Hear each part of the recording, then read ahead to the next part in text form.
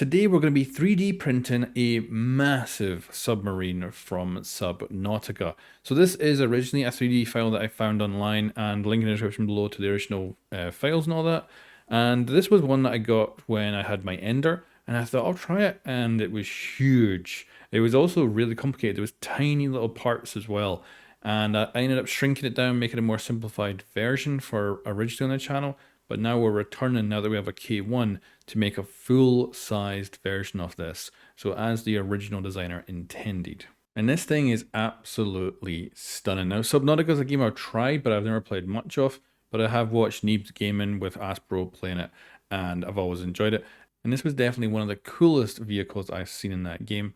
So this really is an astonishing project we're about to jump into. So join me as we build this incredible submarine. So you can see me here taking apart everything.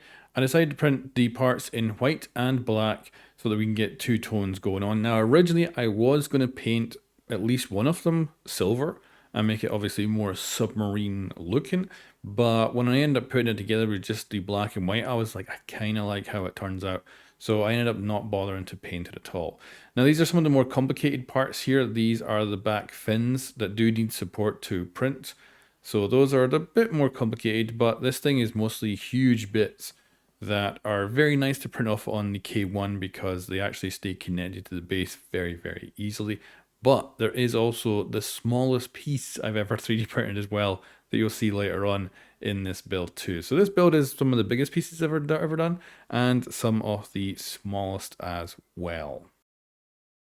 So with most of the parts printed, it is now time to start assembling. So I've got this piece here, which actually has a tiny little door in it as well that I've painted up silver. And you can see that it fits into this other piece at the back. Now, this piece is actually a lot longer in the original files. I decided to just shrink it down so that I didn't need to print out quite a long one. And then it really is like a pressure fit. It's got a few kind of bits that it gets in line with and slides along. And then it's just a matter of putting enough pressure in and getting in there. And in the original, it is a lot longer. I decided to go shorter because I didn't see much point in it being as long as it was. So it seemed like it was just a bit of a waste. It would probably give it a touch more rigidness, but as you'll see for the final thing, it's pretty damn rigid. And then a lot of the stuff is quite tight to fit in. So this here was an actual struggle to get in.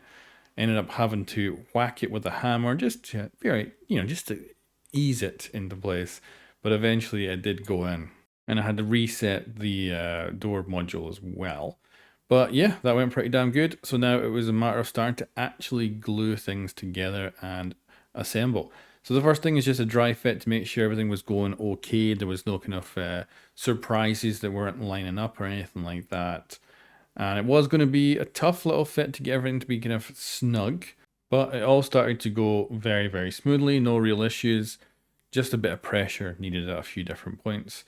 And you can see that I've also done a little bit of paint job on some other bits just to add some different colors. So from silvers and stuff like that. Just to be in contrast against the black and the white. And the black and the white looks great, but I don't think it should be the only color on it. So I did paint up a few pieces in silver to give it a bit more of a submarine feel. But now you can get a sense of scale. So this bad boy is huge. It definitely is a big one. And the rear piece is going to go in the back there. So it gives you a very good size scale for this thing. And now I've got a purple piece because this was just completely hidden. No one was going to see it. I thought we'll do it in a completely different filament color. I've had this purple actually since I very much started 3D printing. It's been a handy one, and pretty much all my inserts have been that purple one. I think I've still got a good chunk of it left out of the 1 kilogram that I've got of it. So it's been a handy color to have. Good identifier too to have the inserts be a different color. But yeah, this thing is looking incredible. Me just admiring my work right there. And yeah, we're going to get this glued in, and that's going to need a ton of glue to make sure it all stays in place. And yeah, this thing should be pretty damn solid once it's fully dried. So I filled up the interior part here with glue, and then that's where the insert of course is going to go, and it'll get held in there pretty damn well. And then what we'll do is glue up the white piece and place that on our side. And yeah, that should result in a perfectly good seal between these parts.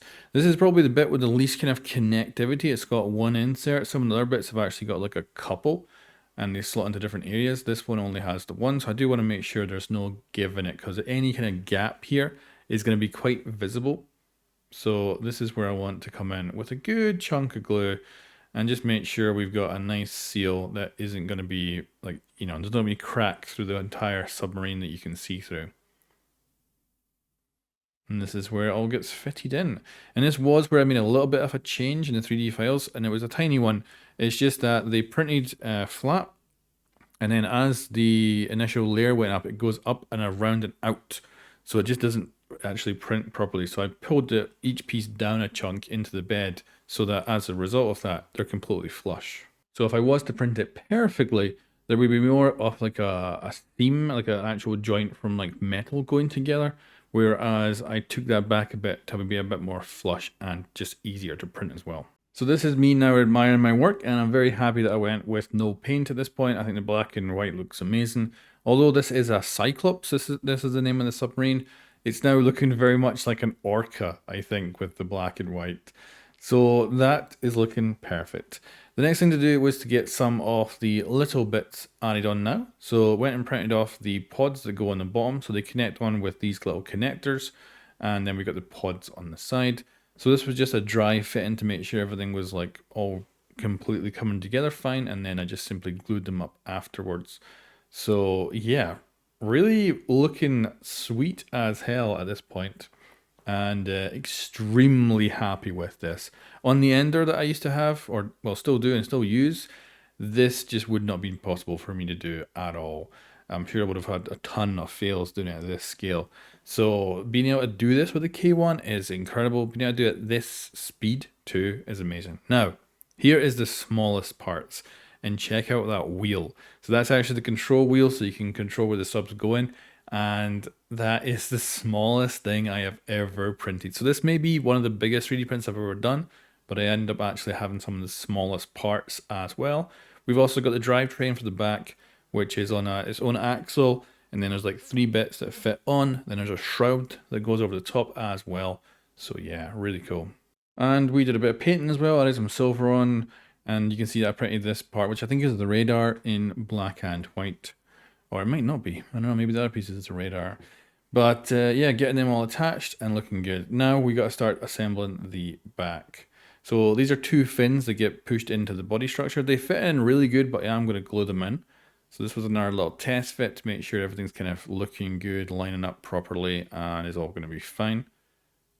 And because of how this is kind of set up with the shroud going in, I'm going to glue in one piece, the bottom one, and then I'll come back, I'll glue in the other piece once the shroud's already in position so that I don't have any big issues. And you can see the drivetrain for the actual motor there, and that's all going to get connected up so that we can get our cool looking engine at the end.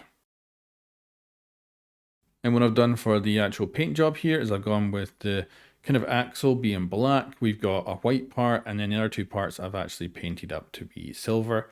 And I think it gives us some nice detail and looks somewhat intricate.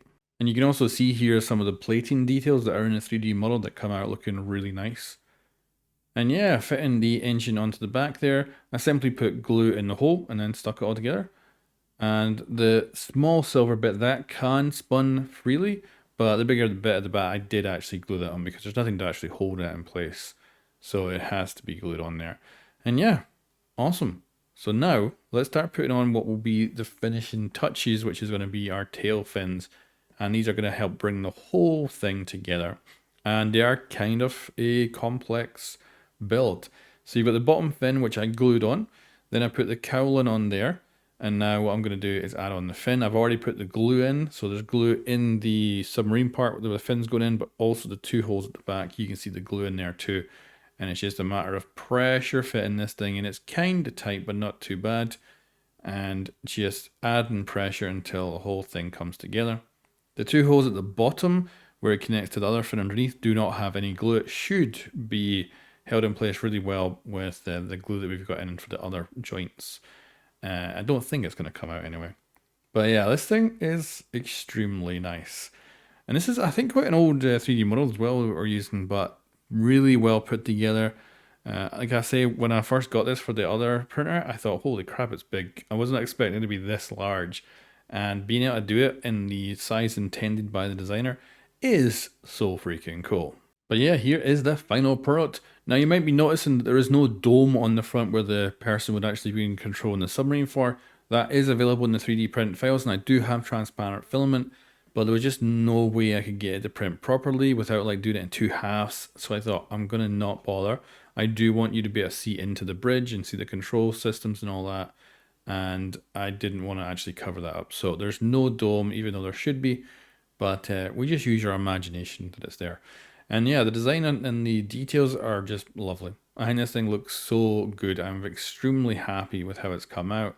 And overall, it is a beast of a submarine. One of the biggest 3D prints I've ever done.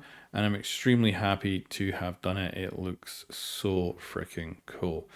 So thanks for watching. I am trying to build up a 3D printing channel. So if you want to like and subscribe and all that and check out even just one more video of mine or something like that, thank you very much for coming along for this build. And this has definitely been an extremely satisfying build for me in going back and trying something that I couldn't do previously with 3D printing. I have come along a long way and it's cool.